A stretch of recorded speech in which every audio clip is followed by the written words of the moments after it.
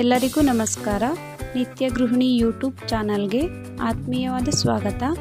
ಯಾರೆಲ್ಲ ನನ್ನ ಚಾನಲ್ನ ಫಸ್ಟ್ ಟೈಮ್ ನೋಡ್ತಿದ್ದೀರಾ ಪ್ಲೀಸ್ ಸಬ್ಸ್ಕ್ರೈಬ್ ಮಾಡ್ಕೊಳ್ಳಿ. ಇವತ್ತಿನ ವಿಡಿಯೋದಲ್ಲಿ ನಾನು ನಿಮಗೆ ಸಿಂಪಲ್ಲಾಗಿ ತೊಗರಿಬೇಳೆ ಬಸ್ಸಾಂಬಾರನ್ನ ಯಾವ ರೀತಿ ಮಾಡೋದು ಅಂತ ತೋರಿಸ್ಕೊಡ್ತಾ ಇದ್ದೀನಿ.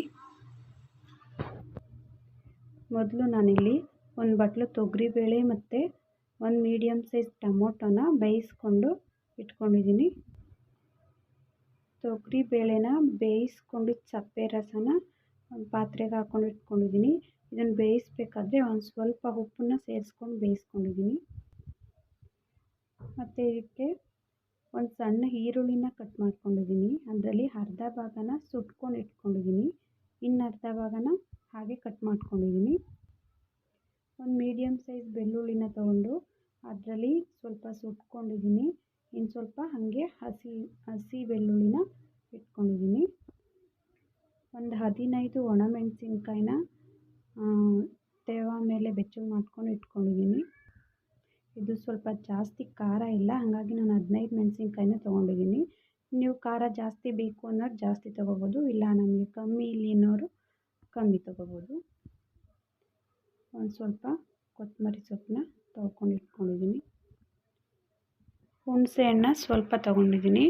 ಟೊಮೊಟೊ ಒಂದು ಹುಳಿ ಟೊಮೊಟೊನ ಬೇಳೆ ಜೊತೆಗೆ ಬೇಯಿಸ್ಕೊಂಡಿದ್ದೆ, ಹಾಗಾಗಿ ಹುಣಸೆ ಹಣ್ಣು ಸ್ವಲ್ಪ ತೊಗೊಂಡಿದ್ದೀನಿ. ಮತ್ತು 1 ಸ್ಪೂನಷ್ಟು ಜೀರಿಗೆ ತೊಗೊಂಡಿದ್ದೀನಿ. 4 ಕಾಳು ಮೆಣಸು ತೊಗೊಂಡಿದ್ದೀನಿ. ಒಂದು ಸ್ವಲ್ಪ ತೆಂಗಿನಕಾಯಿ ತೊಗೊಂಡಿದ್ದೀನಿ. ಬಸ್ಸಾಂಬಾರಿಗೆ ಜಾಸ್ತಿ ಕಾಯಿನ ರುಬ್ಬಾರ್ದು, ಹಾಗಾಗಿ ನಾನು ಸ್ವಲ್ಪ ಇಷ್ಟು ತೊಗೊಂಡಿದ್ದೀನಿ. ಮೊದಲು ಇಷ್ಟು ಮಸಾಲೆನ ಮಿಕ್ಸಿ ಜಾರ್ಗೆ ಹಾಕ್ಕೊಂಡು ರುಬ್ಕೊಳ್ಳೋಣ. ಇಷ್ಟು ಮಸಾಲೆನ ಮಿಕ್ಸಿ ಜಾರ್ಗೆ ಹಾಕ್ಕೊಂಡಿದ್ದೀನಿ. ಅದಕ್ಕೆ ಒಂದು ಸ್ವಲ್ಪ ನೀರು ಹಾಕ್ಕೊಂಡು ರುಬ್ಕೊಳ್ಳೋಣ. ಮೊದಲಿಗೆ ಜಾಸ್ತಿ ನೀರನ್ನ ಹಾಕ್ಕೋಬಾರ್ದು. ನೋಡಿ, ಈ ಥರ ಮಸಾಲೆನ ಸ್ವಲ್ಪ ನೀರು ಹಾಕ್ಕೊಂಡು ದಪ್ಪಾಗಿ ರುಬ್ಕೊಂಡಿದ್ದೀನಿ.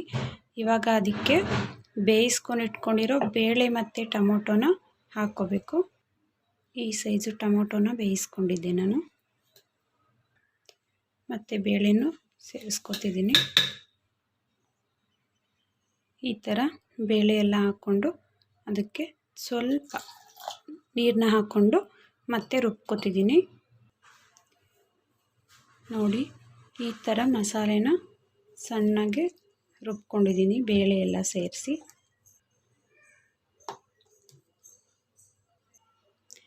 ಇವಾಗ ಗ್ಯಾಸ್ ಮೇಲೆ ಒಂದು ಪಾತ್ರೆನ ಇಟ್ಕೊಂಡು ಅದಕ್ಕೆ ಒಂದು ಸ್ವಲ್ಪ ಎಣ್ಣೆನ ಸೇರಿಸ್ಕೊತಿದ್ದೀನಿ.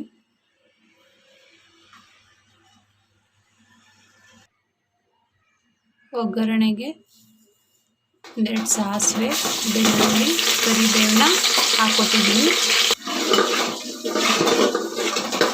ಇದ್ರ ಜೊತೆಗೆ ರುಬ್ಬಿಟ್ಕೊಂಡಿರೋ ಮಸಾಲೆನ ಹಾಕ್ಕೊತಿದ್ದೀನಿ.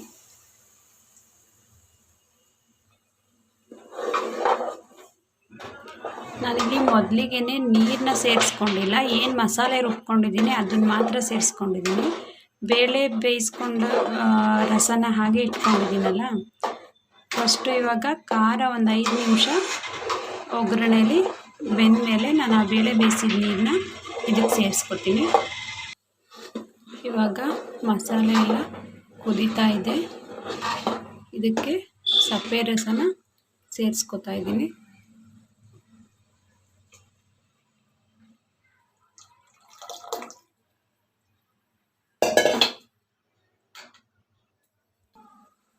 ಇದ್ರ ಜೊತೆಗೆ ಒಂದೇ ಒಂದು ಲೋಟದಷ್ಟು ನೀರನ್ನ ಮಿಕ್ಸಿ ಜಾರ್ ಒಳಗಡೆ ಹಾಕ್ಕೊಂಡು ಅದಕ್ಕೆ ಅಂಟ್ಕೊಂಡಿದ್ದಂಥ ಖಾರನ ತೊಳ್ಕೊಂಡು ಇಕ್ಕೋತಾ ಇದ್ದೀನಿ.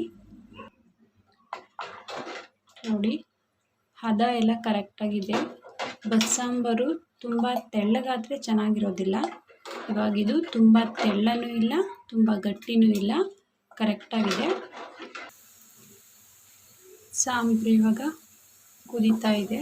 ಇವಾಗ ನಾನು ಇದಕ್ಕೆ ಸ್ವಲ್ಪ ಉಪ್ಪನ್ನು ಸೇರಿಸ್ಕೊಳ್ಳೋಣ.